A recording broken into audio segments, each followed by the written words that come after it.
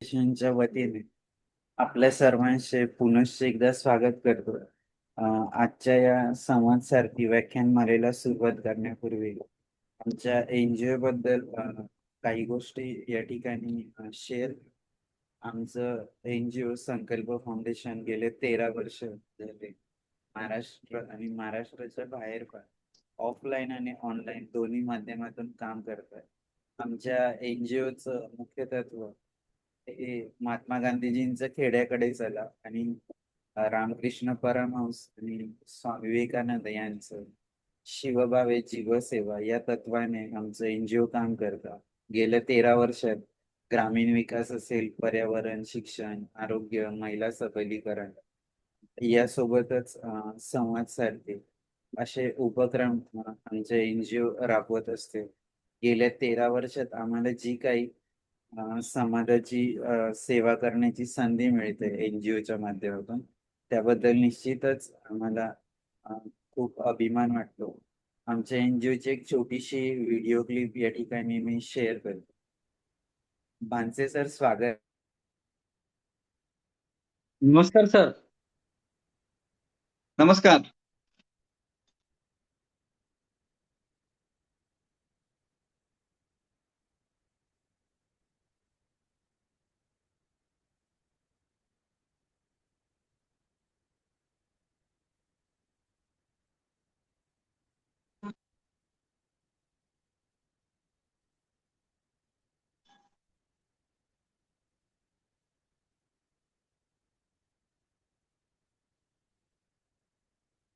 निर्माणों के पावन युग में हम चरित्र निर्माण न भूले, स्वार्थ साधना की आंधी में वसुधा का कल्याण न भूले। माना अगम गाध सिंधु है, संघर्षों का पार नहीं है, किंतु डूबना मझधारों में साहस को स्वीकार नहीं है। जटिल समस्या सुलझाने को नूतन अनुसंधान न भूले।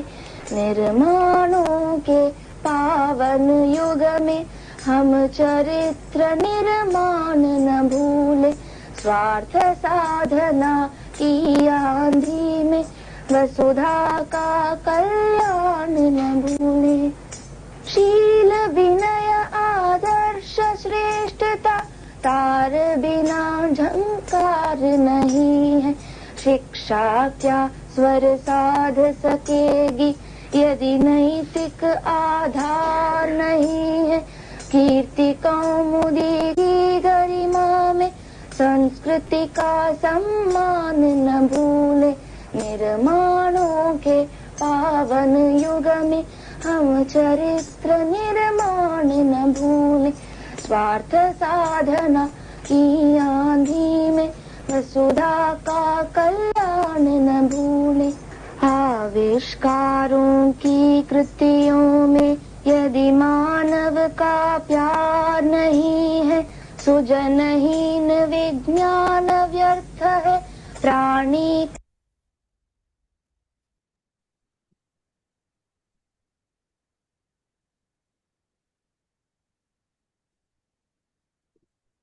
नहीं है, सुजनहीन विज्ञान व्यर्थ है।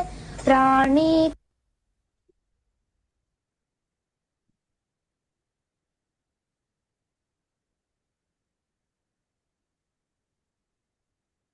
कोरोना काळात जेव्हा आमच्या फिजिकल ऍक्टिव्हिटी बंद होत्या, तर आम्ही ऑनलाईन वेबिनार सिरीज सुरू केली. की ज्या वेबिनारचा मुख्य उद्देश होता की लोकांपर्यंत जी योग्य माहिती आहे ती पोहोचवणं. विज्ञान व्यर्थ। तर या संदर्भात आम्ही ऑगस्ट 2020 ला वेबिनार सिरीज सुरू केली, ज्यात वेगवेगळे विषय घेतले, जसं ग्रामीण विकास असेल, कृषी प्रक्रिया उद्योग, शेतीच्या विविध पद्धती, जसं की millets farming, natural farming, organic farming, yogic farming, की त्यातनं शेतकऱ्यांना आणि ग्रामीण भागातल्या लोकांना मदत मिळू शकेल. यासोबतच त्या संपूर्ण कालावधीत खूप जास्त लोक टीव्हीची स्क्रीन असेल, कम्प्युटरची स्क्रीन, मोबाईलची स्क्रीन याचा वापर करत होते. त्यावर कसं कंट्रोल करायचं म्हणून आम्ही पालकांसाठी आणि विद्यार्थ्यांसाठी ऑनलाईन कार्यशाळा घेतल्या आणि त्याचा खूपच पॉझिटिव्ह इफेक्ट आम्हाला त्यातनं मिळाला. यासोबतच आपले सर्वांचे दैवत छत्रपती शिवराय, डॉक्टर बाबासाहेब आंबेडकर, भगवान गौतम बुद्ध यांच्या चरित्रावर देखील आम्ही ऑनलाईन माध्यमातून वेबिनार्स आयोजन केलं. यासोबत विश्वशांती असेल, जलसुरक्षा, आरोग्य अशा विषयाला पण आम्ही हात घातला, की त्यातनं लोकांचं प्रबोधन होईल, अवेअरनेस, जागरूकता येईल, यासाठी आम्ही सतत कटिबद्ध होतो. आज आपण ज्या वेबिनारसाठी जमलो आहोत, संवाद सारथी, तो कसा सुरू झाला त्याविषयी एक 2 मिनिटात त्याचं पार्श्वभूमी सांगतो. आमचे सगळे उपक्रम चालू असताना संकल्प फाउंडेशनचे मनात असं वाटत होतं सर्वांना, की असा एखादा उपक्रम आपण चालू करू शकतो का, की ज्यात सतत संवाद असेल. म्हणून मग आमच्या सगळ्या एन-जी-ओच्या लोकांशी चर्चा केल्यानंतर आम्ही असं ठरवलं, की अ, असा काहीतरी कार्यक्रम, की ज्यात सतत संवाद घडत राहील आणि ते इतरांसाठी प्रेरणादायी पण असेल. मग खूप विचार केल्यानंतर, वेगवेगळ्या लोकांशी चर्चा केल्यानंतर आमच्या मुख्य मार्गदर्शिका भावनाताई विस्कुते यांच्या मार्गदर्शनाने आम्ही 15 ऑगस्ट 2022 ला संवाद सारथी व्याख्यानमाला सुरू केली. त्याचा मुख्य उद्देश होता, की जे पण अपंग व्यक्ती आहेत, की त्यांच्या जीवनात ते जीवन जगत असताना खूप सारे चॅलेंजेस असतात. तर ते त्यांचं जीवन जगत असताना त्यांना येणाऱ्या अडचणींवर मात करत, त्यांच्यातल्या कमी ओळखून त्यावर मात करत, आपल्या जीवनाचं बॅलन्सिंग कसं करतात.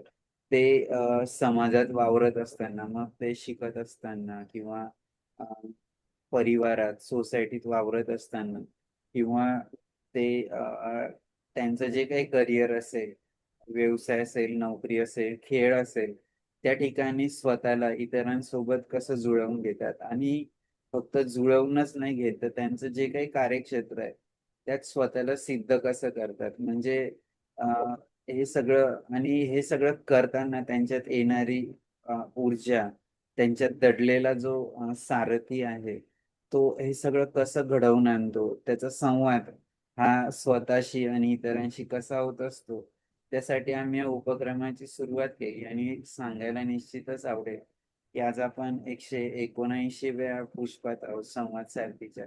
गेले 178 आठवडे हा सतत उपक्रम सुरू आहे आणि तो उपक्रम सुरू असताना जितकेही महानुभाव इथे येऊन गेले, त्यांचं जी काही जीवनातली कहाणी आहे, ती आमच्यासोबत शेअर केली.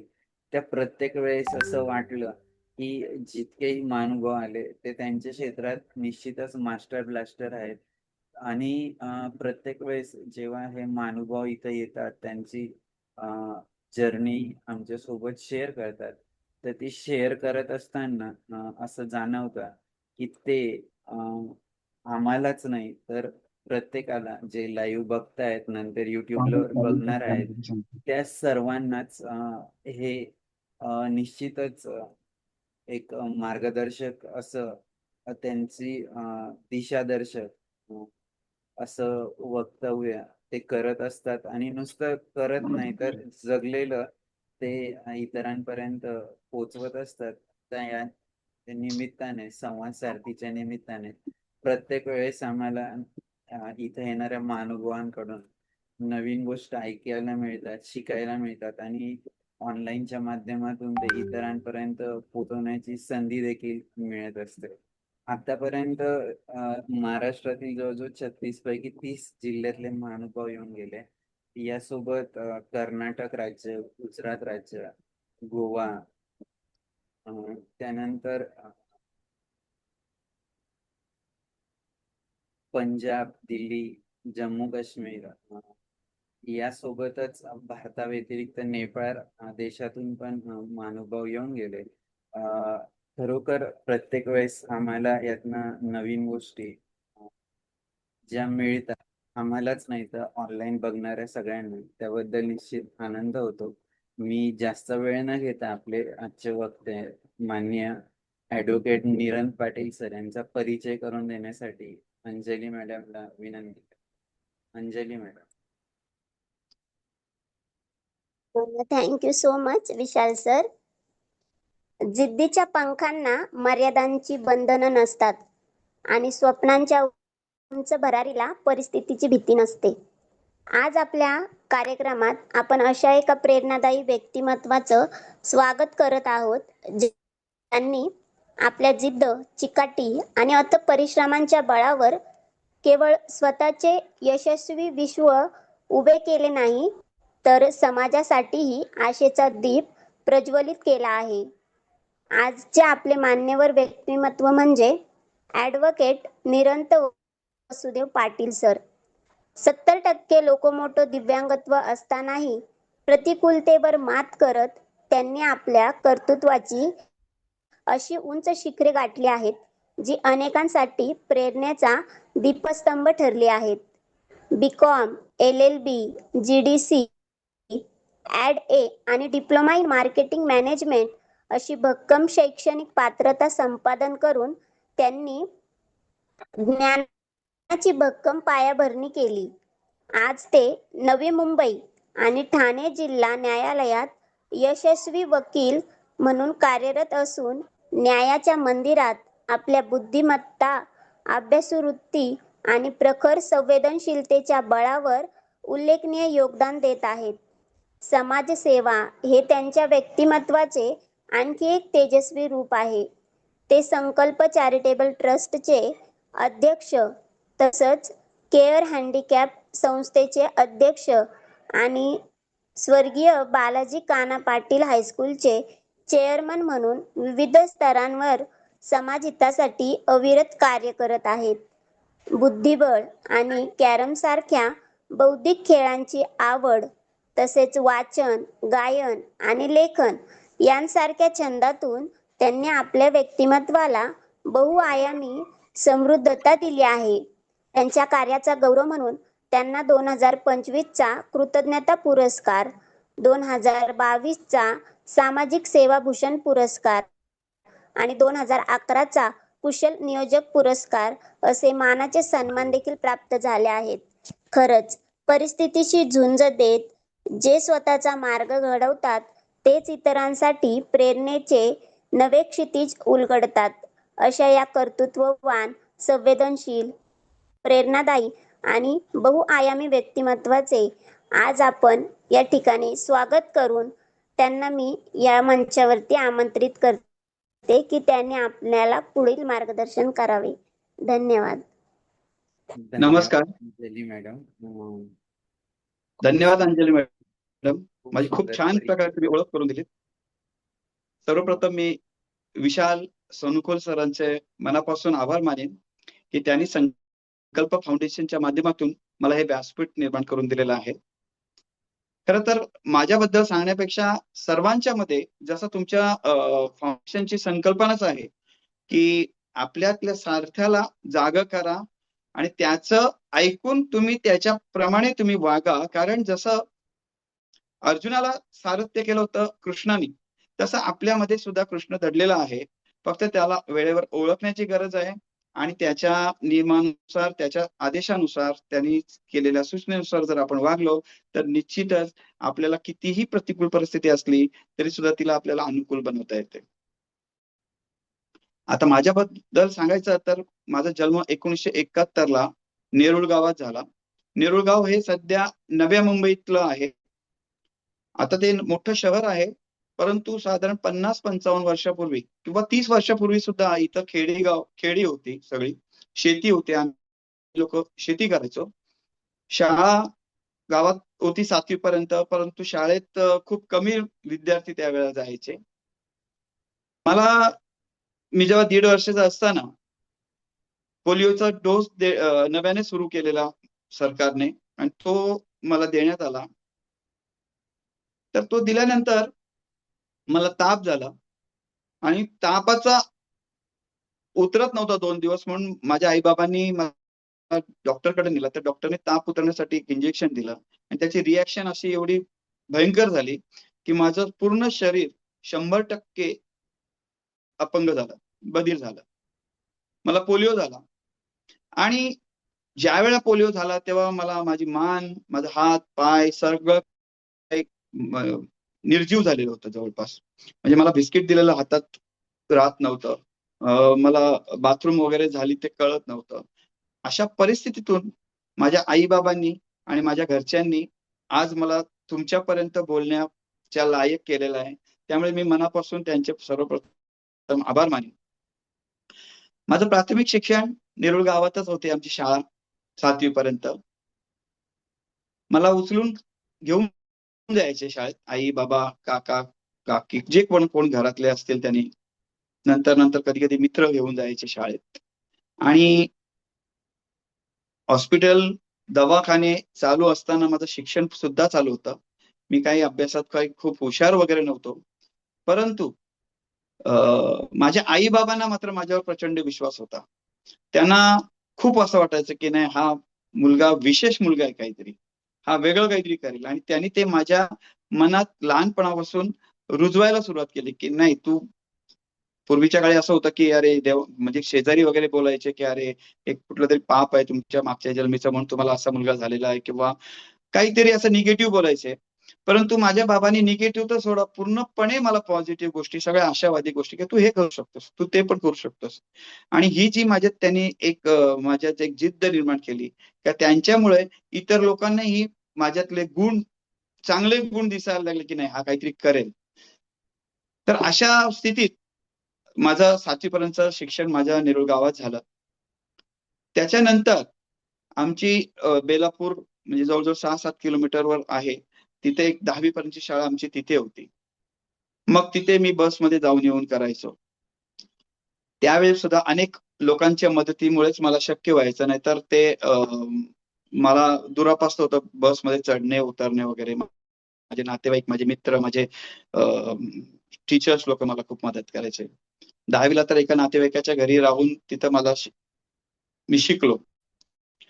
तर एक आवर्जून एक गोष्ट सांगावीशी वाटते की अभ्यासात खूप जास्त हुशार नसल्या कारणाने 10वीला मी 2दा नापास झालो होतो. 10वीला नापास झाल्यानंतर माझे बाबा मला म्हणाले की अरे तू जर अभ्यासात जर पुढे गेलास नाही तर तुझं काही खरं नाही. तू भविष्यात कसा काय यशस्वी होशील, तू काय करशील, दुसरी मुलं हमाली तरी करतील, तू काय करू शकशील. ही गोष्ट कुठेतरी माझ्या मनाला लागत गेली. अपयशामुळे दुःखी होत गेलो आणि नाही मला आता काहीतरी करून पुढे जायचं आहे. आणि आई-बाबांच्या कृपेने, माझ्या नातेवाईकांच्या कृपेने, मित्रांच्या मदतीने मी 10वीला पास झालो. त्याच्यानंतर एक अशा प्रकारची एक जिद्दच निर्माण झाली की नाही मी काहीही करू शकतो. I am the best. ही माझ्या भावना लहानपणापासून माझ्या मनात येत गेली. मी 6वी-7वीला जरी असं असं रांगायचो असं जमिनीवर. माझ्या पॅन्ट वगैरे फाटल्या जायच्या खालून. पण मी रांगताना मातीत माखलेला असताना पण मी आकाशाकडे बघायचो आणि म्हणायचो नाही मी खूप मोठा माणूस होणार आहे. मी मोठा माणूस होणार आहे. आणि ही जिद्द माझ्या आई-बाबांनी आणि माझ्या नातेवाईकांनी माझ्या मनात ठासून भरलेली होती. आणि त्याच्यामुळे 10वी पास झाल्यानंतर जेव्हा आम्ही 11वी-12वीला कॉलेजला गेलो, तेव्हा एवढं माझ्यात पॉझिटिव्हनेस एवढा आला होता की मी CR झालो त्यावेळेला कॉलेजला. म्हणजे एवढं मला विद्यार्थ्यांनी माझ्या सहकार्यांनी मला एवढं मला पॉझिटिव्हनेस दिला की त्याच्यानंतर मला मागे वळून बघायची गरजच लागली नाही. त्याच्यानंतर कधी मी शक्यतो फेल पण नाही झालो. आणि त्याच्यानंतर 13वी, 14वी, 15वी साठी मला अजून म्हणजे वाशी आमचं सेंटर होतं वाशीला. तिथेच कॉलेज होतं. मग तिथे आम्ही कॉलेजला जायला लागलो. तिथे कॉलेजला शिक्षण कंप्लीट केलं मी बी.कॉम. बी.कॉम कंप्लीट केल्यानंतर मी अपंग असताना सुद्धा मला काही लगेच नोकरी मिळत नव्हती. खूप बँकेत, खूप सरकारी महानगरपालिका असू देत किंवा सरकारी सेवेत प्रयत्न केला मी सरकारी खात्यात लागण्याचा. पण असं काही मिळालं नाही. परंतु उत्पन्न आमची परिस्थिती काही खूप चांगली नव्हती आणि मला माझ्या पायावर उभं राहायचं होतं. त्या कारणाने मी बॅनर वगैरे लावायचं काम करायचो. म्हणजे मी लेबर वगैरे आणायचो, माणसं वगैरे हायर करायचो आणि पूर्वीच्या काळी असे पोलवर वगैरे बॅनर लावायचे कॉम्प्युटर सेंटरचे किंवा शाळांचे किंवा दुसऱ्या कुठल्या क्लासेसचे. मग त्यावेळेला मला माझ्या बाबांनी किनेटिक स्कूटर घेऊन दिली होती, ज्याला साईड कार होता. तर ती मला चालवता येत होती, कारण की मला अपंगत्व जवळजवळ 70% असल्या कारणाने दोन्ही पाय माझे निकामी आहेत. थोडंसं उभा राहू शकतो, पण कुबड्या होत्या वगैरे. त्या वेळेला मी स्कूटर घेऊन आम्ही जायचो. लाज वाटायची की बीकॉम आहे आणि मी बॅनर वगैरे उघड लावायला जातोय म्हणून. तो रात्री 8-9 वाजता निघायचो आणि 2 वाजेपर्यंत लावून यायचो. त्याच्यानंतर आम्ही त्याच्यापूर्वी सुद्धा म्हणजे मला अपंगचा एक ट्रीटमेंटसाठी मी सांगलीला 1 वर्षभर गेलो होतो. तिथे वैद्य होते. ते वैद्य आम्हाला दिवसभर त्या वाळूवर चालायला लावायचे. डुकराचं तेल असायचं त्यांनी मालिश करायचे आणि तिथे मी थोडंसं मला एक कॉन्फिडन्स आला की आपण थोडंसं उभं राहू शकतो आणि थोडंसं गुडघ्यावर हात ठेवून चालू शकतो वगैरे वगैरे. तर त्याच्यामुळं थोडंसं अजून मला आत्मविश्वास आला की माझ्या कुबड्या गेल्या. आता पण चालताना घरात सहज मी एकटाच चालू शकतो, पण खूप जास्त दूर जायचं असेल तर मला कोणाचा तरी हाताचा मी सहारा घेतो. पण कुबड्या शक्यतो टाळतो, कारण की कुबडी घेतली तर मग ती कायम सोबत राहील आणि म्हणून ते टाळतो मी. त्याच्यानंतर बीकॉम झाल्यानंतर मी एका बँकेत कामाला लागलो. बँकेत कामाला लागल्यानंतर जवळजवळ 15-16 वर्ष सर्व्हिस केली. त्याच दरम्यान आमच्या इथे नेरूळला लॉ कॉलेज सुरू झालेलं. माझ्या बहिणीने तिथे ऍडमिशन घेतलं आणि माझं बँकेचे वेळ होते 10:30. तर मी तिने ऍडमिशन घेतलं, म्हटलं ती अभ्यास करेल, थोडंसं मला पण सहकार्य होईल, अभ्यासात मदत होईल म्हणून मी सुद्धा ऍडमिशन घेतलं. आणि साधारण 2006ला माझं ते लॉ कम्प्लीट केलं मी. तरी सुद्धा जॉब चालूच होता. तर 2006ला ज्यानंतर माझा लॉ कम्प्लीट झाला, तेवढ्या वेळा मी अभ्यास करायचो सकाळी आणि संध्याकाळी. तर माझ्याकडे मोकळा वेळ राहायचा. मोकळा वेळ राहायचा म्हणून मी क्लासेस सुरू केले. संकल्प ट्युटोरियल्स या नावाने क्लासेस सुरू केले. सकाळी आणि संध्याकाळी मुलांचे शिकवणी वर्ग घ्यायचो. मला एक अशी आवड होती की मला असं वाटायचं की जसं मी विपरीत परिस्थितीत शिकलो, कारण विपरीत यासाठी म्हणतो की 10वी नंतर 11वी-12वी कॉलेजला जाताना मला कुबड्या मी अवॉइड करायचो. कुबड्या शक्यतो घेत नव्हतो. त्यामुळे मी मित्रांचा हात धरून जायचो. मग कधी मित्रांनी सुट्टी केली की माझी सुट्टी आपोआप सुट्टी व्हायची. त्याच्यामुळं त्याही परिस्थितीत काही मित्र माझे अभ्यासात मागे राहिले, पण मी पुढे जात राहिलो. आणि जे माझ्यासोबत होते ते आम्ही बीकॉम कंप्लीट केल्यानंतर आम्ही बरेचसे मित्र बँकेत लागलो. तर मला असं वाटायचं की ज्या लहानपणापासून मी माझा भूतकाळ अजूनही विसरलो नाही, की मला लहानपणापासून कोणी कधी-कधी मदत केली. मी अनेकदा रस्त्यात पडायचो. मला उचलून घरी आणायचे. मला अनेकांनी खांद्यावर नेऊन शाळेत सोडलेलं आहे. मला घरी आणलेलं आहे. मला अभ्यासात मदत केलेली आहे. तर मला नेहमी असं वाटतं या समाजाचं माझ्यावर प्रचंड ऋण आहे, जे मी नाही फेडू शकत. कारण मी तर त्यांना तशी मदत नाही करू शकत जसे त्यांनी मला केलेले आहे. परंतु कुठल्याही माध्यमातून आपल्याला या समाजाचं देणं द्यायचं आहे. आई-वडिलांचं कर्ज आपल्याला कर्जाची परतफेड करायची ही भावना माझ्या कायम मनात असते. त्यामुळे काय झालं, जसं माझं 12वी-13वी झाल्यानंतर आम्ही गावातल्या विद्यार्थ्यांनी एकत्र येऊन एक नवयुवक मित्रमंडळ नावाचं एक मित्रमंडळ स्थापन केलं. या मित्रमंडळाच्या माध्यमातून वृक्षारोपण लावणे, व्यायामशाळा सुरू करणे, शिकवणी वर्ग घेणे, अशा अनेक आम्ही सामाजिक उपक्रम करायला लागलो. त्याच्यामुळे ती एक समाजसेवेची भावना आणि ॲप्रिशिएशन मिळत गेलं. लोकं म्हणायला लागले, "अरे वाह! तू छान काम करतोस. तू करत जा, करत जा." त्याच्यामुळे जेव्हा माझं लॉ कंप्लीट झालं, तेव्हा मला असं वाटायचं, "अरे सकाळ आणि संध्याकाळ माझ्यासाठी मोकळा वेळ आहे. तर या वेळात मी काय करू शकतो?" मग मी ते शिकवणी वर्ग चालू केले. कमी दरात मी मुलांना शिकवायचो.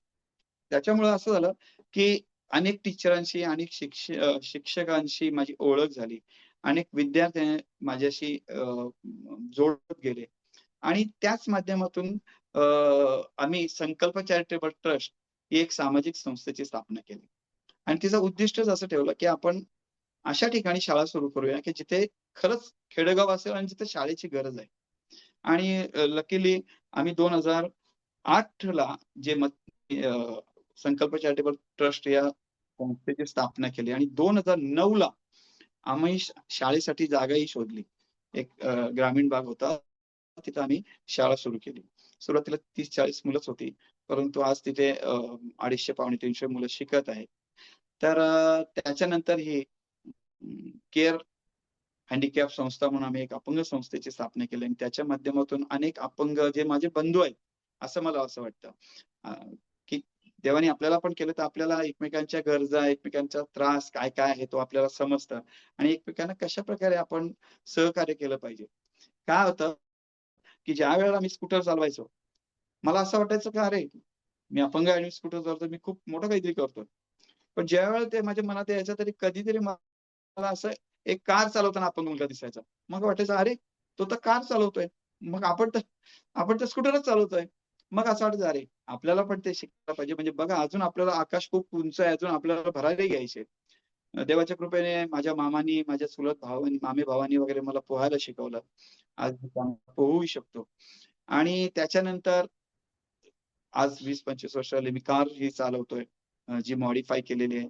आपल्याला अपंगत्वामुळे बऱ्याचदा असं होतं की आपल्याला एका ठिकाणाहून दुसऱ्या ठिकाणी जायला मदत लागते बऱ्याचदा. आणि सर्वात वाईट गोष्ट म्हणजे आपण दुसऱ्यांवर अवलंबून राहणे. ज्यावेळी आपण अवलंबून राहतो त्यावेळी आपली एक विचारशक्तीच आपल्याला थोडंसं कमकुवत, दुबळी झाल्यासारखी वाटते. कधीतरी आपण दुसऱ्यांवर अवलंबून असतो, अरे तो येईल कधी, मग आपण जाणार कधी. जर का आपल्याला असं काहीतरी एका ठिकाणाहून दुसऱ्या ठिकाणी जायला आपल्याला असं काही साधन मिळालं, तर आता तर खूपच साधनं उपलब्ध आहेत तशी. परंतु खेडेगावात असल्या कारणाने तेव्हा खूप अडचणी असायच्या. परंतु जर का आपण असे उपलब्ध केले, तर आपल्यालाही ती कमी भासत नाही की यार मी कुठे कमी आहे. तर असं करत मग आमची शाळा सुरू झाली. अपंगांसाठी काम सुरू केलं. अनेक विद्यार्थ्यांनी जे आपल्या आजूबाजूच्या परिसरात 10वी, 12वी, 15वीचे विद्यार्थी पास होतात किंवा विशेष काही ते प्रावीण्य मिळतात, त्यांचा मला सत्कार करायला आवडतं. त्यांचा सत्कार करताना पण माझा उद्देश असा असतो, की गुणवंतांचा सत्कार आणि नवोदितांना प्रोत्साहन. ही एक संकल्पना असते, की जे आपलेच भाऊ, चुलत भाऊ किंवा मित्र एवढे पुढे गेलेत आणि आपण कसं जाता येईल, त्यांच्याकडून काय शिकता येईल, ही भावना एक प्रत्येकाच्या मनात निर्माण होते आणि ते ध्येय ते ठेवतात आणि तसं ते वागतात, तसे ते यशस्वी होतात. मग त्यांचाही आम्ही तसा सत्कार करतो. हे अनेक वर्ष चालू आहे आणि लहानपणापासून मला वाचनाची सवय आहे. कविता करतो मी, लेख लिहितो. आज देवाच्या कृपेने बऱ्याचशा पेपरमध्ये माझे लेख प्रसिद्ध होतात आणि त्याच्यामुळे आत्मविश्वास वाढत गेला. कडे एक अजून एक चांगली गोष्ट की आमच्याकडचे आमदार आहेत, जे आता मंत्री आहेत, वनमंत्री श्री गणेशजी नाईक साहेब, की त्यांनी माझ्या कार्याचे विशेष त्यांना एक कौतुक करतात ते नेहमी मला, की "तू हे करतोस, तुला काही गरज लागली तर मला सांग." त्याच्यामुळं माझ्या बऱ्याचशा शाळेचं असू देत किंवा माझ्या अशा संस्थांचा काही कार्यक्रम असेल, तर ते आवर्जून उपस्थित राहतात. मला सुद्धा प्रोत्साहित करतात आणि मी ज्यांना मला ज्या गुणवंताचा सत्कार करण्यासाठी बोलवलंय, त्यांना सुद्धा बोलवतो. आणि याच माध्यमातून अनेक चांगले सहकारी भेटले. जसं आज कुठून तरी विशाल सोनकुल सरांना माझा नंबर मिळाला आणि संकल्प फाउंडेशनच्या माध्यमातून आज मी तुमच्या समोर काही बोलत आहे. अशा अनेक संस्थांशी जुडलो गेलो. अनेक अपंग संस्थांनी मला सल्लागार म्हणून ठेवलेला आहे. वकिली क्षेत्रात काम करताना अनेक गोष्टी नव्याने समजतात. आपले अधिकार, आपल्या जबाबदाऱ्या देशाप्रती, समाजाप्रती काय आहे ते आपल्याला समजतं आणि आपण त्या ठामपणे लोकांना सांगून योग्य ते मार्गदर्शन देऊ शकतो आणि त्याप्रकारे आज बरेचशी लोक माझ्याशी जोडले गेलेले आहेत. तर हा माझा प्रवास आहे. देवाच्या कृपेने माझं 1999ला लग्न झालं. पत्नी ही एकदम मला सहकार्य करणारी आहे. आतापर्यंत प्रत्येक गोष्टीत तिचा माझ्यासोबत एक मोठा वाटा आहे माझ्या यशात तिचाही. दोन्ही मुलं माझी, आज माझा मोठा मुलगा एक पण वकील आहे, दुसरा मुलगा MBA करतोय आणि त्यांचंही मला खूप सहकार्य होतंय. माझे अनेक नातेवाईक, माझे काका-काकी, मामा-मामी, माझे चुलत भावंड, माझे मित्र, माझा गाव परिवार सर्व माझ्या प्रत्येक चांगल्या गोष्टीला मला सहकार्य करताय. आज त्यांच्यामुळेच मी काहीतरी करतोय आणि सर्वात महत्वाची म्हणजे पॉझिटिव्हली पुढे जातोय, की कुठेही मला कधीही क्षणभर वाटत नाही की मी अपंग आहे. आणि माझ्यासोबत जे अपंग बंधू काम करतात आमच्या संस्थेमध्ये वगैरे, त्यांना सुद्धा मी वाटून देत नाही की तुम्ही कुठे कमी आहात. ठीक आहे, काहींना आर्थिक इन्कम म्हणजे आर्थिक सोर्स कमी असतो, काहींचा जास्त असतो, काहींचं ज्ञान कमी असतं, काहींचं मोठं असतं. पण सगळे देवाने बनवलेले आहेत आणि देवाने काहीतरी कार्य करायला आपल्याला पाठवलं, ते आपल्याला करायचं आहे आणि जायचं आहे. ही एक मनात एक चांगली भावना ठेवून मी मार्गक्रमण करत असतो. विशालजी. तर खूप खूप सॅल्यूट तुमच्या कार्याला. खूप प्रेरणादायी असं कार्य आहे. सर, या संपूर्ण प्रवासात जसं तुम्ही सांगितलं की एका नेरूळ नावाच्या छोट्याशा खेड्यातून स्वतःला विकसित करत करत आज इथपर्यंत पोहोचलाय. तर हे सगळं करताना जसं की माझ्या मनात एक प्रश्न येतो की आतापर्यंतच्या संपूर्ण प्रवासात बालपणापासून आतापर्यंत तुमच्या जीवनातला सर्वोच्च आनंदाचा क्षण कोणता, की जो तुम्ही कधीही विसरू शकत? सर, मला नक्कीच सांगायला आवडेल की अशा अनेक आनंदाचे क्षण आहेत. मी प्रत्येक क्षण म्हणजे एन्जॉय करत असतो. पण मी 10वीला 2दा नापास झालो आणि पास झाल्यानंतर मला खूप आनंद झाला की अरे, माझ्यासाठी ती पण एक खूप मोठी गोष्ट होती. त्याच्यानंतर पहिल्यांदा बाबांनी मला स्कूटर आणून दिला आणि मी स्कूटर सर्वकडे फिरू शकलो, एकटाच सगळीकडे जाऊ शकलो. तो पण माझा एक खूप मोठा आनंदाचा क्षण आहे. त्याच्यानंतर मला सांगायला आवडेल, की ज्या क्षणी माझ्या मनात आलं, की मी आता वकिली करायला पाहिजे, वकिलीचं शिक्षण घ्यायला पाहिजे. त्या एका चांगल्या विचाराने मी वकिलीमध्ये ऍडमिशन घेतलं सर आणि वकील झालो आणि वकील झाल्यानंतर असं वाटायला लागलं, की अरे, मला माझं खूप मोठं आकाश झालंय, की आता मला खूप गोष्टी करता आहेत. त्याच्यामुळे मला संस्था स्थापन करता आल्या. त्याच्यामुळे मला शिकवणी वर्ग घेता आले. मला शाळा सुरू करता आल्या आणि आज अनेक लोकांशी मी जुडलो गेलो. ते फक्त एक नाहीतर मी नोकरीच करत राहिलो असतो ना, तर कदाचित मला या सर्व गोष्टी करता नसत्या आल्या सर. सर, याच्या अगदी विरुद्ध, what is the painful moment your life, की तो एक तर फिजिकली असेल किंवा मेंटली असेल किंवा बाय हार्ट असेल, की असा काही वेदनादायक क्षण की जो कधी विसरू शकत नाही? सर, तशा भरपूर वेदनादायी क्षण असतात ज्याच्यातून आपण उभारून येतो. परंतु सुरुवातीला ज्यावेळेला मला एकाच ठिकाणी बसायला लागायचं, मुलं पटकन धावत सगळीकडे फिरायची. लहानपणची गोष्ट सांगतो. इयत्ता 5वी-7वी पर्यंत असेल, की मला खूप वाटायचं, "अरे देवा, मला तू असं का केलंस? देवा, मला का कुठं मला मला झाडावर का नाही चढता येत? मला धावता का नाहीत? मला या मुलांबरोबर खेळता का नाहीत?"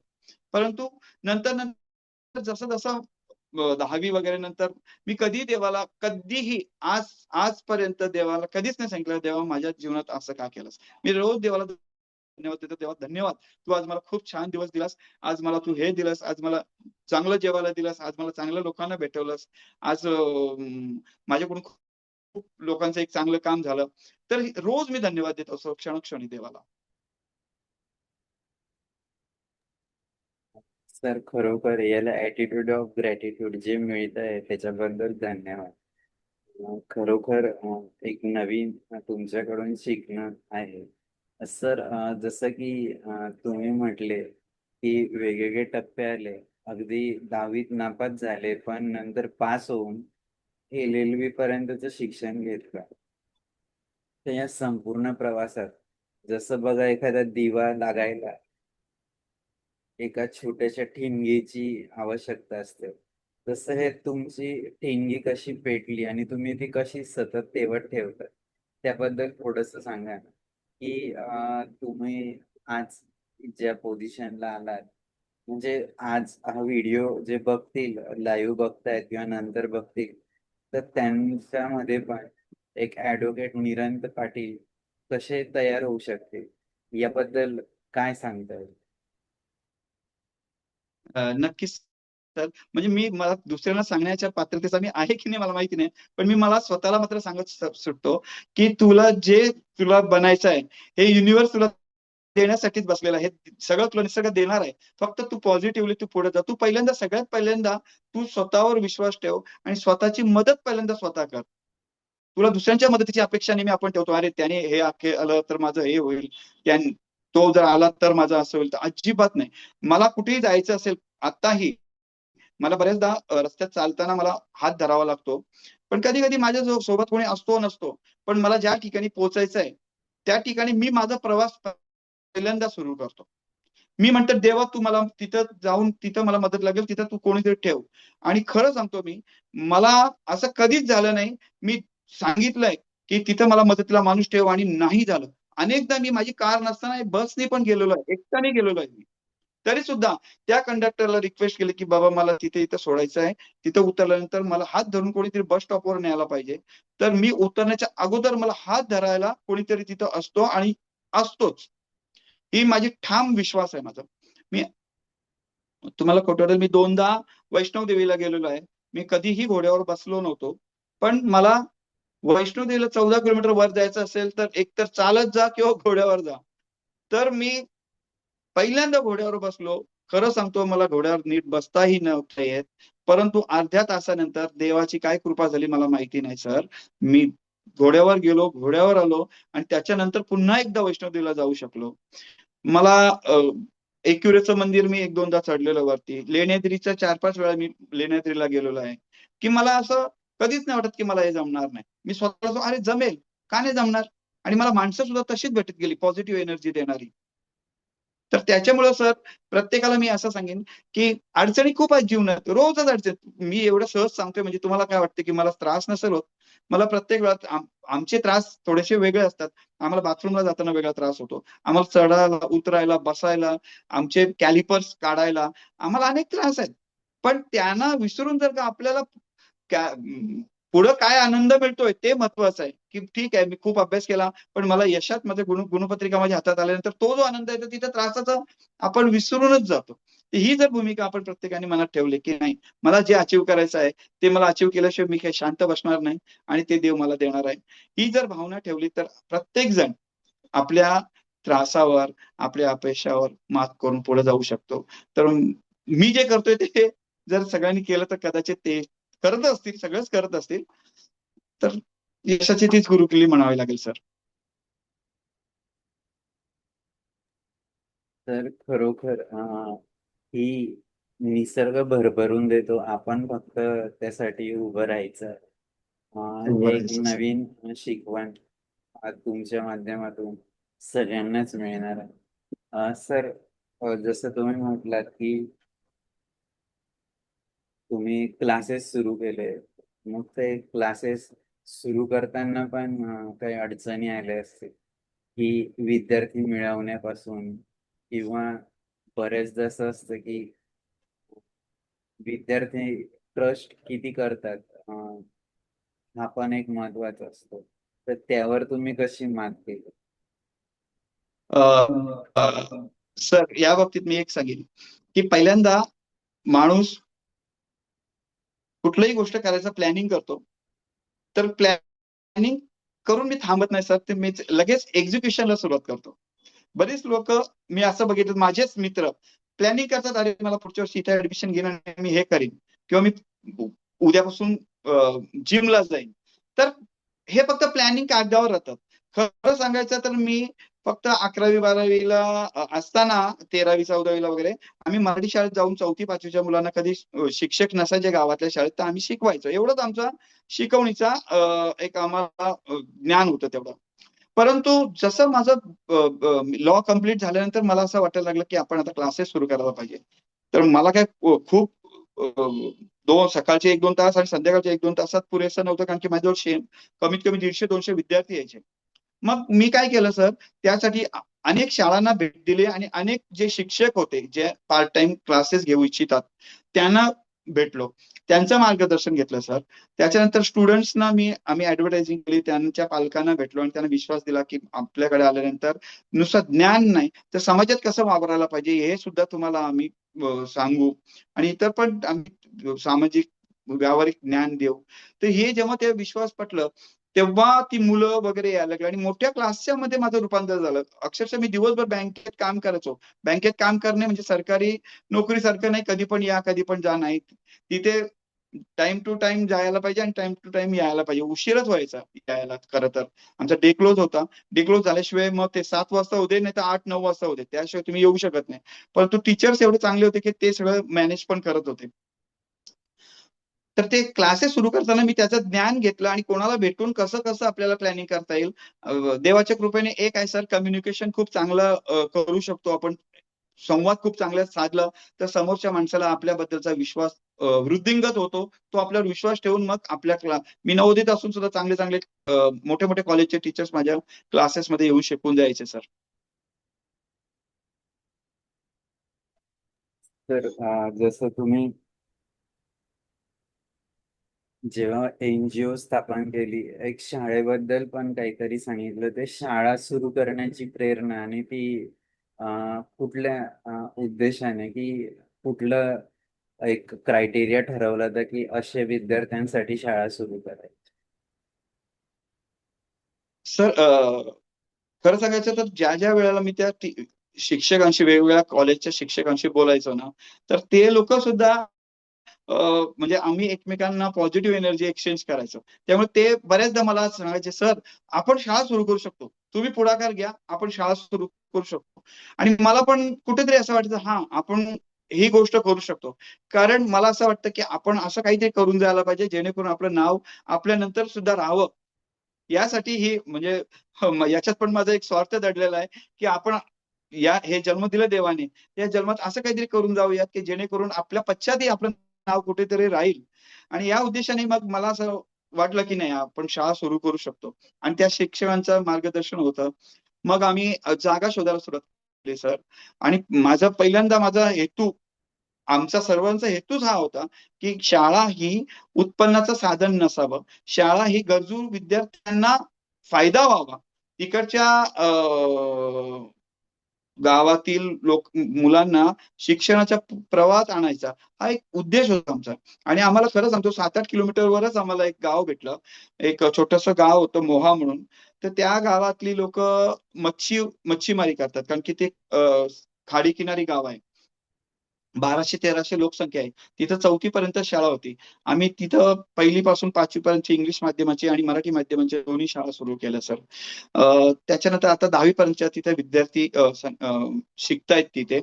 तर तिथे ज्या विद्यार्थ्यांनी 4थी नंतर शाळा सोडली होती, की चला त्यांचे आई बाबा सांगायचे आता मासेमारी करा, भरपूर पैसे कमवा, काय गरज आहे शाळा शिकण्याची तुम्हाला. तर त्या सोडलेल्या विद्यार्थ्यांनी सुद्धा आपल्या शाळेत प्रवेश घेतला आणि आज ते 12वी 13वी किंवा 15वीला आहेत आणि उच्च शिक्षण घेत आहेत ते. तर यात आम्ही माझ्या शिक्षकांनी खूप आम्हाला मदत केली. त्यांचं खूप सहकार्य झालं.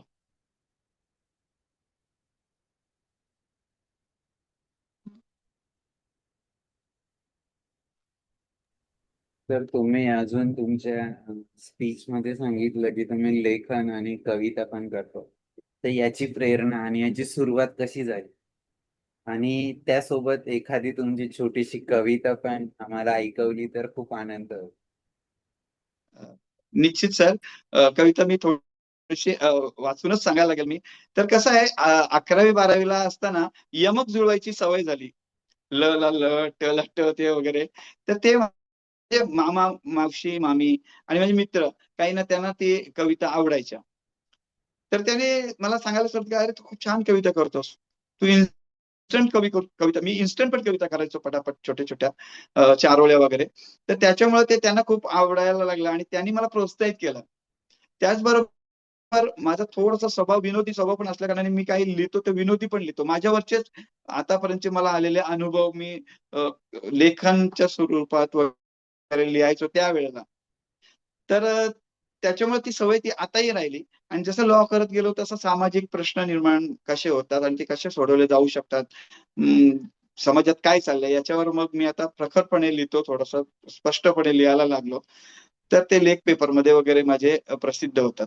मी थोड्याच वेळात कविता ऐकवतो सर. ती मोठ्या कविता मोबाईलमध्ये असल्या कारणाने किंवा ते कुठेतरी लिहिल्यामुळे ते वाचून मी ऐकवतो सर, नक्की ऐकवतो.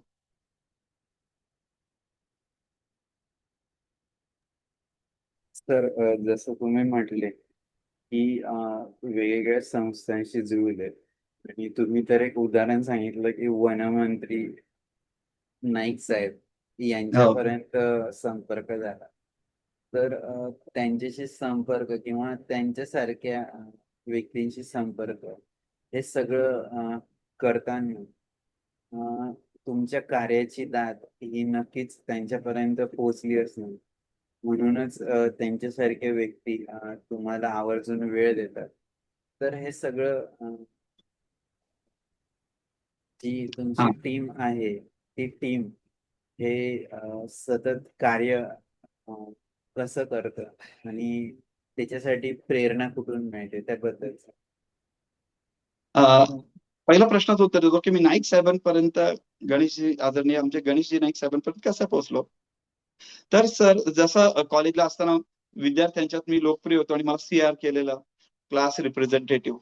तर तिथूनच मला सुद्धा आत्मविश्वास खूप प्रकार झाला की नाही आपण करतोय ते काहीतरी चांगलंच करतोय जेणेकरून आपल्याला अप्रिशिएशन सगळीकडून मिळतंय.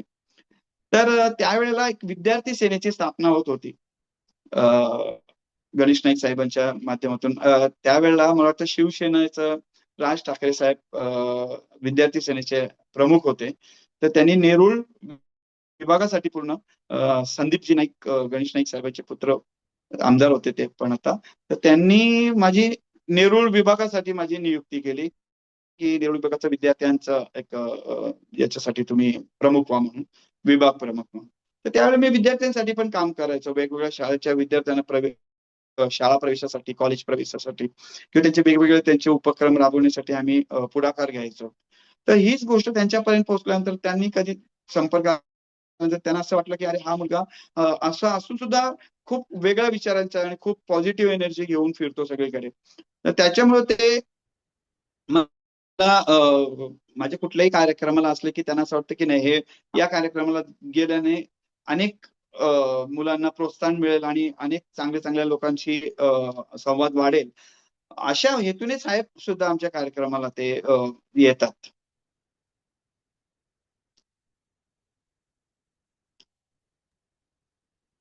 खूप छान सर. सर या संदर्भात एक प्रश्न आला. आता तुम्ही विषय काढला असतो. पुढे जसं सगळे क्षेत्रांमध्ये तुम्ही पुढे जाताय, तसं राजकारणात येण्याचं काही नियोजन आहे का? आणि दुसरं की आता सगळ्या क्षेत्रात अपंग व्यक्ती हे नक्कीच स्टेप बाय स्टेप एक पाऊल पुढे जात आहेत. तसं तुमच्या माध्यमातून अ, काही प्रयत्न तुम्ही सुरू केले आहेत की अगदी जर खेड्याचा विचार केला तर ग्रामपंचायत पासून तर विधानसभेपर्यंत आणि अगदी म्युन्सिपल कॉर्पोरेशन पासून तर संसद भवन पर्यंत अ, जास्तीत जास्त सहभाग किंवा काही जागा अं, राखीव किंवा यासाठी नाही राखीव पण प्रयत्न की जर तिथं गेलं तर एक प्रतिनिधित्व किंवा प्रश्न मांडायला चान्स मिळेल असं काही प्रयत्न सुरू केले आहेत का? आणि पुढे तुम्हाला राजकारणात पण करिअर किंवा त्या दिशेने जायचंय का याच्याबद्दल? नक्कीच सर. कसं आहे सर तुम्हाला सांगतो की अ, जे समाजात उल्लेखनीय काम करत असतात, मग तो चित्रपट सृष्टीतला असू देत, खेळातला असू देत, क्रीडा प्रकारातला असू देत, जो उत्कृष्ट खेळतो त्याला संधी दिली जाते राजकारणामध्ये. जे उत्कृष्ट नट असतात त्यांना संधी दिली जाते राजकारणात. तसं समाजामध्ये जो विशेष काहीतरी कार्य कोणीही करत असेल, तर त्याला राजकारणात उतरवलं जातं. तर तसंच काहीसं माझ्या पुरतं राजकारण म्हणाल तर माझ्यासाठी आदरणीय गणेशजी नाईक साहेब हे एक मार्गदर्शक म्हणून मी त्यांच्याकडे नेहमीच बघतो. त्यांच्याकडे गेल्यानंतर ते खूप चांगलं मार्गदर्शन करतात. ते राजकारणाच्या पलीकडे आहेत. आता ठीक आहे, ते राजकारणही आहेत किंवा ते मंत्री वगैरे आहेत. ही गोष्ट माझ्यासाठी पॉझिटिव्हच आहे. चांगलीच गोष्ट आहे ती. परंतु त्यांच्याकडे मी ते जरी नसले, आता सुरुवातच एवढी छान त्यांनी करून दिलेली आहे, की यापुढे नसले तरी सुद्धा तेच मार्गदर्शक कायम राहतील. असं मला वाटतं कारण की एखाद्यावर आपण विश्वास ठेवतो आणि त्यांनी मला जे सहकार्य केलं ते न विसरण्यासारखं आहे. तर त्यांनी मला 2015ला मला नगरसेवकसाठी मला तिकीट दिलं की सांगितलं की निरंतर तू तिथे उभा राहा म्हणून. मी त्यांना म्हटलं की सर मला कधी स्वप्न नव्हतं की मला नगरसेवक व्हायचं आहे किंवा मला कुठलाही नेता व्हायचा आहे. कारण मला समाजामध्ये आपण चांगलं काम केलं तर असे पण लोक आपल्याला मान सन्मान देतातच. तर त्यासाठी वेगळं काही करण्याची आपल्याला गरज नाहीये. परंतु त्यांनी मला प्रोत्साहित केलं की नाही तू हो, तुझ्या सारख्यांची गरज आहे. तर मला एबी फॉर्म दिला, मी फॉर्म भरला सर. त्याच्यानंतर नेमकंच राजकारणातले असं होते काही दुसऱ्या पक्षातली लोकांना घेण्यासाठी अशी अट घातली जाते की त्यांना तिकीट दिलं तर त्यांना आपल्या पक्षात घेता येईल. आणि एक चांगला उमेदवार जो गणेश नाईक साहेबांना च्या मार्गदर्शनाखाली त्यांच्या पक्षात यायला तयार झाला, त्यांची अशी अट होती की आम्हाला उमेदवारी द्यावी, तो तिकीट निरंजन पाटील यांना दिलेला तिकीट आम्हाला द्यावा. तर साहेब म्हणाले की मी निरंजनला सांगणारच नाही की तू तिकीट मागत घे, कारण की मी त्याला उभा केलंय आणि मला तो हवाय. परंतु संदीपजी नाईक साहेब आहेत, जे त्यांचे पुत्र आहेत नाईक साहेबांचे, त्यांनी मला फोन केला की निरंज अशी अशी अट घातलेली आहे आणि आपल्याला समाज हितासाठी तुला काय वाटतं. मी म्हटलं सर मी मागे घेतो. आणि मी 15 सेकंदात मी माझं तिकीट भरून आलेलो मी सर. त्यांना म्हटलं की मी तिकीट मागे घेतला, कारण मला राजकारणात स्वप्न नाही. त्याच्यामुळे मी तो तिकीट मागे घेतलं. त्याचं मला आजही दुःख नाही, कारण की ज्या उमेदवाराला तिकीट दिलं तो आज खूप छान काम करत आहे.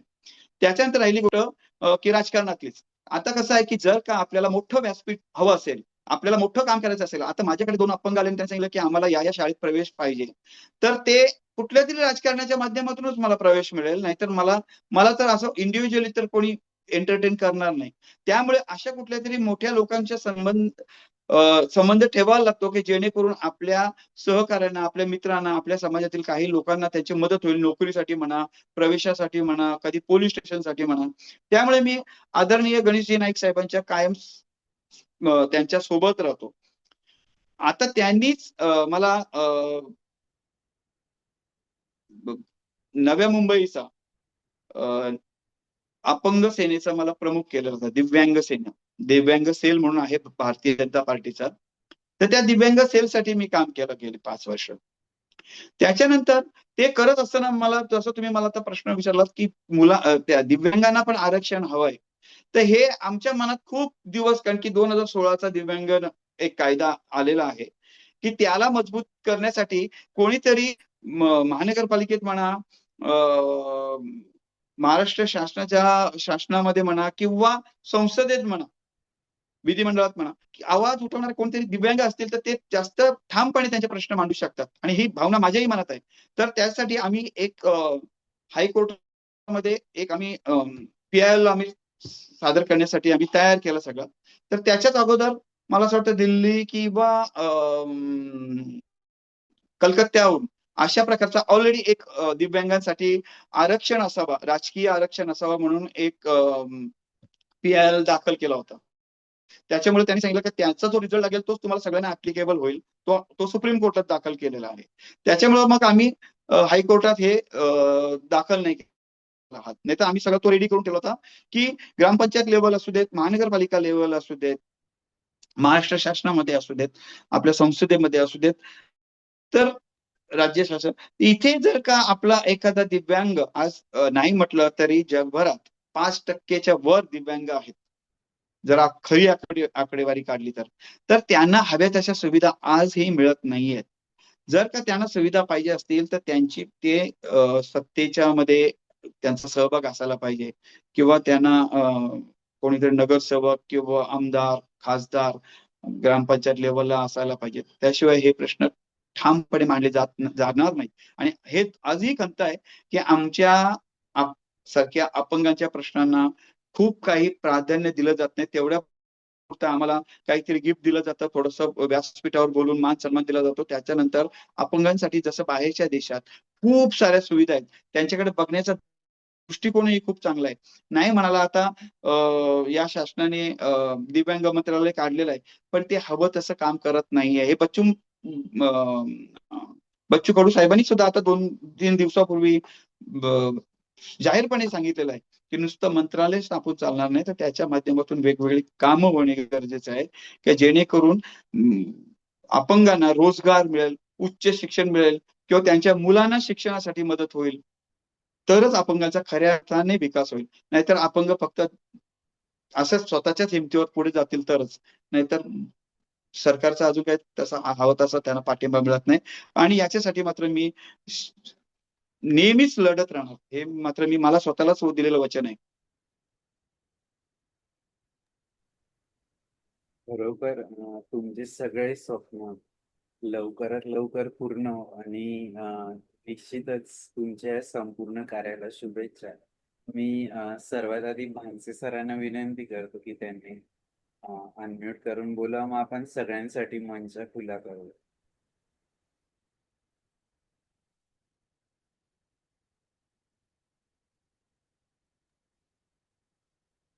सर नमस्कार. सर सर्वांना नमस्कार माझा. नमस्कार. नमस्कार. सर मला मला म्हणजे बरेचसे एपिसोड बघितले. विशाल सरांना बी प्रश्न आहे ना, तुम्हाला पण प्रश्न आहे का त्या तापामध्ये इंजेक्शन त्यावेळेस इंजेक्शनच कसं काय दिलं जात होतं?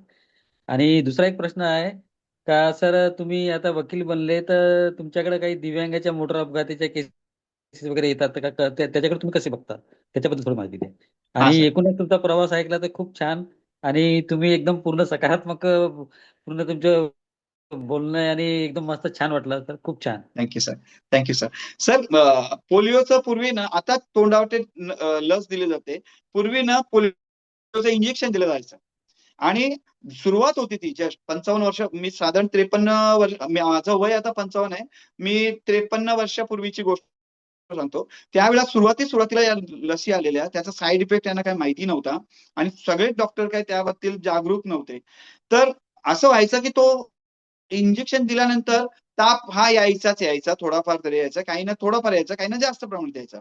आमचं खेडेगाव असल्या कारणाने 2 दिवस ताप काय उतरला नाही. त्यामुळे माझे आई बाबांना कदाचित माझ्याबद्दल खूप चिंता वाटली असेल आणि ते दवाखान्यात घेऊन गेले मला. त्या दवाखान्यातल्या डॉक्टरांनी पण मागचा पुढचा विचार न करता याचा ताप लवकर उतरावा म्हणून मला इंजेक्शन दिलं. जे कमरेवर इंजेक्शन दिलं, ती कमर पूर्णपणे माझी एकदम लुळीपांगली झाली. म्हणजे हात, पाय, मान वगैरे सगळं झालं. पण दर मे महिन्यात सुट्टी लागली की मला आई बाबा ऑपरेशनसाठी हजेलीला न्यायचे. आणि असं करता करता आज मी तुमच्या समोर बसतोय, चालतोय, फिरतोय. हा एक तुमच्या प्रश्नाचं उत्तर आहे. आणि एक दुसरा प्रश्न तुम्ही मला विचारलेला, काय सॉरी मी विसरलो, दुसरा प्रश्न काय होता दुसरा सर? प्रश्न जे आता दिव्यांगाच्या केसेस वगैरे येतात ना सर, हा मोटर हा. अपघाताच्या तर संदर्भात मोटर वगैरे. अपघाताच्या माझ्याकडे मोटर अपघाताची तरी अजूनपर्यंत कुठली केस आलेली नाहीये. पण कुठलीही दिव्यांगाची केस असेल तर मी माझी केस समजून ती लढीन, हे मात्र खरं आहे. खूप खूप धन्यवाद सर. छान सर. धन्यवाद सर. पुढील अजून भविष्यात अजून कोणत्या संस्था काढता आणि आपला मंत्रिमंडळ तुमच्या जवळचा आहे, तर अजून खूप खूप शुभेच्छा sir. Thank you sir. Thank you sir. धन्यवाद Panse sir. Avantika Khade madam, Vaishali Patil, Sushantji unmute करून बोलू शकतो. तुमचा परिचय द्या आणि सरांबद्दल जे ऐकलं त्याबद्दल.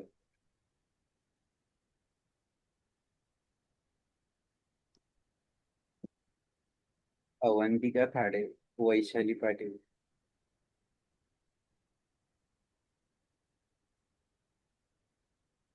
सुशांतजी.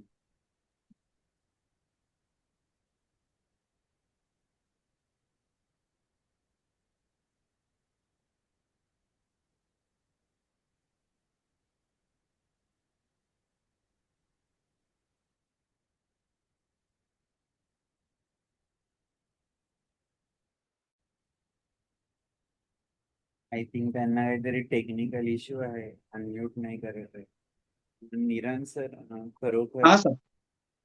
तुमचा प्रवास आणि इतकं पॉझिटिव्हनेस आणि तुमचे ते 2 वाक्य तर खूप आवडले की एक तर प्रत्येक वेळेस देवाला थँक्यू म्हणायचं, ॲटिट्यूड ऑफ ग्रॅटिट्यूड. आणि दुसरं तुम्ही सांगितलं की तो निसर्ग, प्रकृती आपल्याला भरभरून देतो, फक्त आपल्याला घेता आलं पाहिजे. तर ह्या 2 गोष्टी निश्चितच सगळ्यांनाच, फक्त अपंग नाहीच तर नॉर्मल लोकांना पण प्रेरणा देऊन जातील आणि कसं जगावं ते तुम्ही जगून दाखवलं, हे निश्चितच इतरांपर्यंत पोहोचवलं जाईल. याबद्दल खूप खूप तुमच्या कार्याला शुभेच्छा आणि सॅल्यूट. की इतकं छान कार्य आणि अजूनही सतत आहे की अजून काय काय करता येईल त्याबद्दल तुम्ही जे प्रयत्न करताय त्याबद्दल तुम्हाला खूप खूप शुभेच्छा. सर, जाता जाता एक छोटासा संदेश द्यावा. तुम्ही एखादी कविता जर वाचून दाखवली तर हो हो बरं. सर, ते राहून गेलं ना. एकच मिनिट. मी अपंगांवरच कविता लिहिली आहे, ती तुम्हाला वाचून दाखवतो सर. फक्त थोडस मला वेळ द्या. येस येस, तुमचा वेळ आहे. काही प्रॉब्लेम नाही.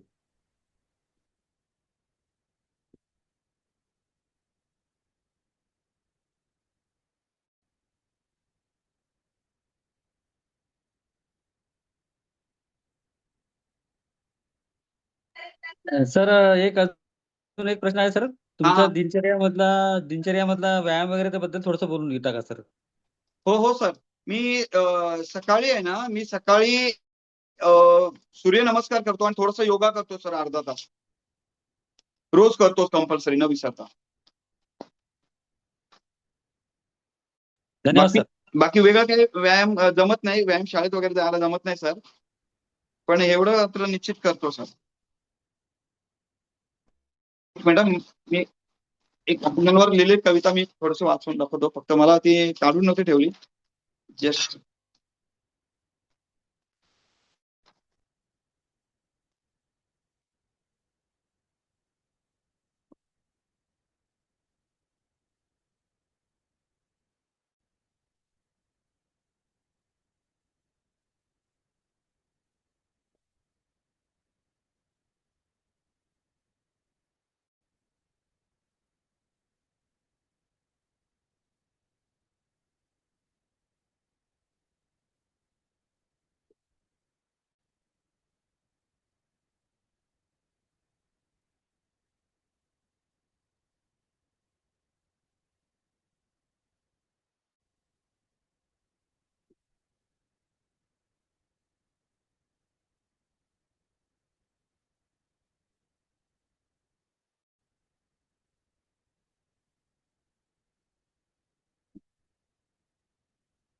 मोबाईल मधून काढू काढू का सर?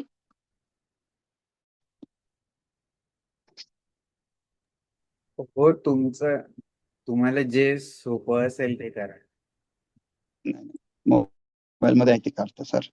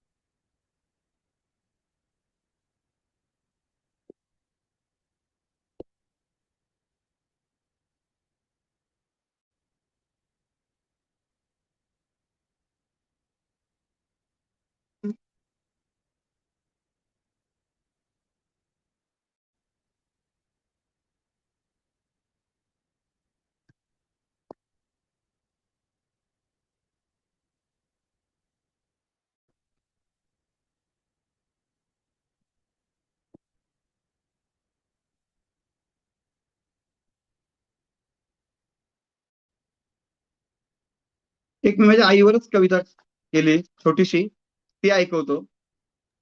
हो सर. तिचा वाढदिवस होता म्हणून. चालेल का सर? हो हो, चालेल चालेल. पण अजून एक कविता ऐकवीन, पण ही आईवरची आहे म्हणून मी ऐकवतो का माझ्या येस येस. आईविषयी माझ्या काय भावना आहेत त्या दाखवतो मी. तिचा वाढदिवस होता म्हणून 4 ओळी आहे, काही मोठी नाही सर, तर ते ऐकवतो. माय माझी, कवितेचं नाव आहे माय माझी.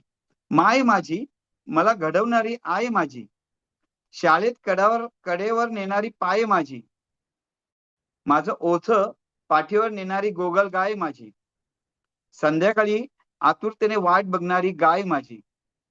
माय माझी, वेदनाच्या दुधावर आलेली आनंदाची साय माझी, खरंच सगळ्यांपेक्षा वेगळी हाय आई माझी, माय माझी. खूपच ही फक्त सुंदर. आईविषयी लिहिली होती सर. हो हो,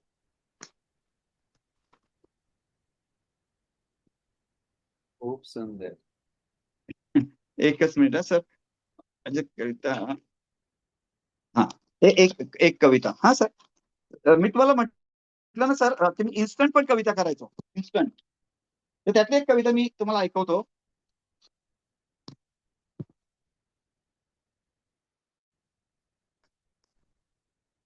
एकदा असेच आम्ही सगळे जमलो सर. चालेल ना सर 2 मिनिटं? नाही सर, तुम्ही निवांत घ्या वेळ. आम्हाला तर तुम्ही तर जितक्या असंच आम्ही कविता ऐकवल्या ते आम्हाला खूप छान वाटत.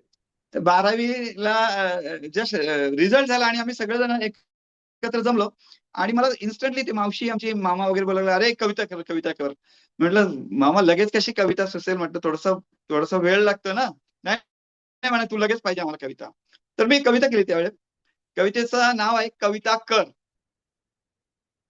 तर कविता कर म्हणतात सारे जण, कविता कर म्हणतात सारे जण, इतका जवळचा असूनही ओळखत नाही माझे मन.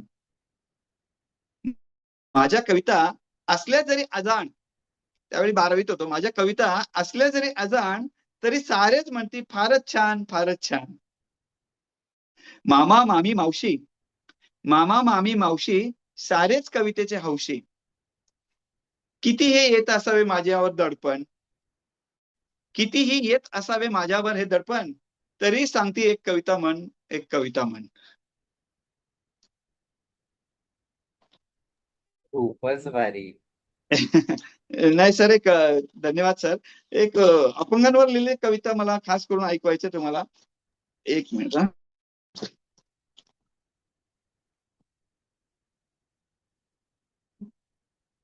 ती भेटत नाही तर मी दुसरी ऐकवतो, पण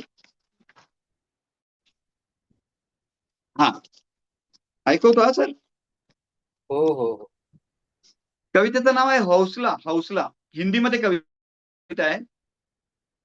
हाँ मैं अपाहिज हूं, हाँ मैं अपाहिज हूं, पर असहाय नहीं, थोड़ा बेबस हूं पर हताश नहीं, औरों से थोड़ा कमजोर हूं पर पीछे नहीं, औरों से थोड़ा कमजोर हूं पर पीछे नहीं, शिखर पर अगर सब है तो मैं भी सबसे नीचे नहीं, हाँ मैं अपाहिज हूं पर असहाय नहीं, मिलते हैं यहाँ पग पग खुद पे इतराने वाले, मिलते हैं यहाँ पग पग खुद पे इतराने वाले, जीने की दौड़ में हमें नजरअंदाज करने वाले, पता चलने दो उनको भी वो खरगोश और हम कछुए नहीं, पता चलने दो उनको भी वो खरगोश और हम कछुए नहीं, हाँ मैं अपाहिज हूं पर असहाय नहीं, हमें जरूरत है आपके प्यार और अपनेपन की, हमें जरूरत है आपके प्यार और अपनेपन की, जिससे 2 पल बातें कर सके अपने मन की, हमें अवसर मिले तो हमें भी है जयपाल रेड्डी. जयपाल रेड्डी एक अपंग मंत्री होते. हमें अवसर मिले तो हमें भी है जयपाल रेड्डी, जो थे केंद्रीय मंत्री, उनकी ही है यही कही, उनकी ही है यही कही, हाँ मैं अपाहिज हूं पर असहाय नहीं, तृप्त होते हैं करण दिल को मिलता है चैन, तृप्त होते हैं करण दिल को मिलता है चैन, जब गीतों को साज देते थे रविंद्र जैन, रवींद्र जैनना दिसायचं नाही. तृप्त होते हैं करण, दिल को मिलता है चैन, जब गीतों को साज देते थे रविंद्र जैन, सीना चीर के अंधेरे का संगीत की जोत जलाते थे वो। सीना चीर के अंधेरे का संगीत की जोत जलाते थे एक वो ही। हाँ मैं अपाहिज हूं पर असहाय नहीं। एक पग भले ही ना हो, एक पग भले ही ना हो, हौसला तो था बुलंद। झूम उठता है तन मन जब थिरकती है सुधा चंद्रन। झूम उठता है तन मन जब थिरकती है सुधा चंद्रन। हाँ मैं अपाहिज हूं पर असहाय नहीं। आपका साथ रहा तो हम भी छू सकते हैं ऊंचाई। आपका साथ रहा तो हम भी छू सकते हैं ऊंचाई। हमें इज्जत की रोटी चाहिए, हमदर्दी नहीं। हमें इज्जत की रोटी चाहिए, हमदर्दी नहीं। हम भी कमा सकते हैं इज्जत की रोटी, दीजिए हमें अवसर, हमदर्दी नहीं। हमारी जीत, मेहनत और लगन से हमें भी पा सकते हैं ऊंचाई। हाँ मैं अपाहिज हूं पर असहाय नहीं। हाँ मैं अपाहिज हूं पर असहाय नहीं। धन्यवाद सर. तर खूप भारी, म्हणजे सगळंच प्रवास प्रत्येक अपंग व्यक्तीचा तुम्ही यातनं उल्लेख केला आणि त्यात काही प्रेरणादायी व्यक्तिमत्व त्यांचा पण जीवनाचा उल्लेख. खरोखर आज तुमचं अ, या सत्संगात तुमचं जीवन प्रवास तर ऐकलाच, पण त्यातला एक छोटासा भाग की जो कवितेच्या रूपात होईल, की जे तुमच्यात दडलेलं आहे, की ते पण क्षेत्र तुम्ही किती छानपणे पुढे नेत आहेत. तर तुमच्या सगळ्याच कार्याला पुनश्च एकदा संकल्प फाउंडेशन आणि संवाद सारथी परिवाराकडून तुमचे ऋण व्यक्त करतो. आणि आजच्या सत्संगाची सांगता एका छोट्याशा प्रार्थने आपण करूया आणि पुन्हा पुढच्या एपिसोडला भेटूया. Okay sir. Thank you sir. Sir अजून एक तुम्ही तर कवितेतून मेसेज दिलाच आहे. तरीही जसं अपंग व्यक्ती इतक्या लेव्हलला जाऊ शकतो वरती, तसंच सगळ्यांसाठी एक प्रेरणादायी संदेश, की जीवन कसं जगायचं, एक दिला तर बरं होईल. त्यानंतर आपण प्रार्थनेकडे जाऊ. सर देवाच्या कृपेने एवढं काही मी मोठा नाही की मी सगळ्यांना काय संदेश देईन, पण माझ्यासाठी जो संदेश आहे तो मी जे नेहमी मी अंगीकारतो की कुठल्याही परिस्थितीला तोंड देण्याची तयारी ठेवा. देव जे काय करणार ते चांगलंच करणार आहे. कधी कधी आपली परीक्षा बघत असतात आणि आपल्याला थोडासा दुसऱ्यांपेक्षा थोडासा त्रास जास्त आहे. बाकी आपण दुसऱ्यांपेक्षा काही वेगळे नाही आहोत आणि दुसरे करू शकतात ते सर्व काही गोष्टी आपण करू शकतो. फक्त तुम्ही जिद्द हरू नका आणि अपयशी होण्याची भीती बाळगू नका. सतत पुढे राहत राहा. तुम्ही पुढे जाल, तुम्ही स्वतःची मदत कराल तर सर्वजण तुमची मदत करतील आणि तुम्ही सुद्धा यशस्वी व्हाल याची मला खात्री आहे. धन्यवाद सर. धन्यवाद ॲडव्होकेट नीरन पाटील सर. मी तुमचे ऋण व्यक्त करतो. आपण पुढेही संवादात राहूया आणि निश्चितच नक्की सर, नक्की सर. तुमच्यासारख्या व्यक्तिमत्वाचं जेव्हा जेव्हा मार्गदर्शनाची गरज पडेल तर आम्ही निश्चितच आपल्याला बोलवू आणि हा नक्की संवाद सर. जे पण आता फेसबुक लाईव्ह बघतायत नंतर युट्यूबला बघतील त्यांच्यासाठी निश्चितच एक दिशादर्शक आणि प्रेरणादायी असाच ठरेल. एक मी विसरलो बोलण्याच्या ह्याच्यात. अंजली मॅडम ज्यांनी तुमचा परिचय करून दिला, तर त्यांनी तुमच्याबद्दल चॅट बॉक्स मध्ये खूप छान लिहिलंय. मी ते तुम्हाला फॉरवर्ड करतो. Okay, thank you sir. प्रतिकूलतेच्या वादळातही ज्यांनी स्वप्नांची ज्योत विझू दिली नाही, तेच खरे आयुष्य वाह वाह. चे छान. विजेते ठरतात. आणि अजून त्यांनी म्हटलंय, नमस्कार सर्वांना. आज ॲडव्होकेट निरंत वसुदेव पाटील सरांचे प्रेरणादायी अनुभव ऐकताना मन खरोखरच भारावून गेले. एका छोट्या खेड्यातून सुरू झालेला त्यांचा प्रवास केवळ 1 वर्षाचे असताना पोलिओ सारख्या आजाराला सामोरं जावे लागले, पण त्या अडचणींनी त्यांच्या स्वप्नांना कधीच रोखू शकले नाही. आज ते स्वावलंबी आयुष्य जगतात, स्वतः गाडी चालवतात आणि आपल्याला एक महत्त्वाचा संदेश देतात. कधीही कोणावर अवलंबून राहू नका, सतत प्रयत्न करत राहा. त्यांचा प्रवास आपल्यासाठी खूप मोठी प्रेरणा आहे. सरांचे मनपूर्वक धन्यवाद आणि पुढील वाटचालीसाठी खूप शुभेच्छा. धन्यवाद. थँक्यू थँक्यू सर हे थँक्यू. अंजली सूर्यवंशी मॅडमने लिहिलंय. त्यांच्या इथं काहीतरी डीजेचा आवाज येत होता, त्यामुळे ते मीटिंग लिव्ह केली त्यांनी. त्यामुळे म्हटलं हे वाचून दाखवणं धन्यवाद, त्यांचे गरजेचं खूप आहे. खूप आभार. आभार. धन्यवाद सर. एक छोटीशी Thank you. प्रार्थनेने आपण आजच्या हो हो सत्संगाची हो. सांगता. ओम असतो मा सद्गमय तमसो मा ज्योतिर्गमय मृत्योर्मा मृतंगमय. ओम शांती शांती शांती. ओम मैत्री मैत्री मैत्री. ओम विश्वमानव पर्व उत्क्रांती. ओम. खूप खूप धन्यवाद सगळ्यांचे. थँक्यू पुन्हा थँक्यू. आपण पुढच्या सत्संगाला भेटूया. तोवर सर्वांची रजा घेतो. धन्यवाद. धन्यवाद. Okay sir.